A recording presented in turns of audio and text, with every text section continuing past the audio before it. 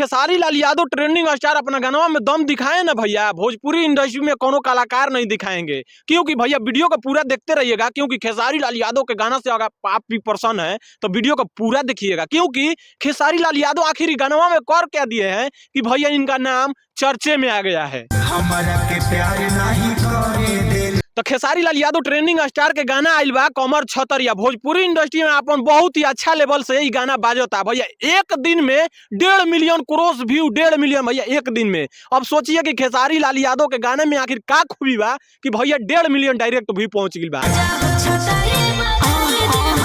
बात ऐसा बा कि भोजपुरी इंडस्ट्री में खेसारी लाल यादव अपन कमर छतरी गाना में छोटा छोटा कलाकार पर अपन ध्यान देले बड़न। आई गाना में भैया डांसर होखस, चाहे गीतकार होखस, चाहे कोरियोग्राफर होखस, भैया छोटा छोटा कलाकार नीचे लेवल के उठा के अपन गाना में दिखैले बाड़े। तो कहेला लोग कि खेसारी लाल यादव ट्रेंडिंग स्टार के नाम काहे पड़ल। भैया हम बता दे देंगे, भोजपुरी इंडस्ट्री में खेसारी लाल यादव छोटा छोटा कलाकार के, छोटा छोटा राइटर के, छोटा छोटा म्यूजिक डायरेक्टर के ध्यान देवेलन, यही से उनका ट्रेंडिंग स्टार नाम पड़ल। और उनकर जलवा बिहार में बरकरार रहेला, कबो भी आवेला गाना तो भैया ब्लॉकबस्टर हो जाला।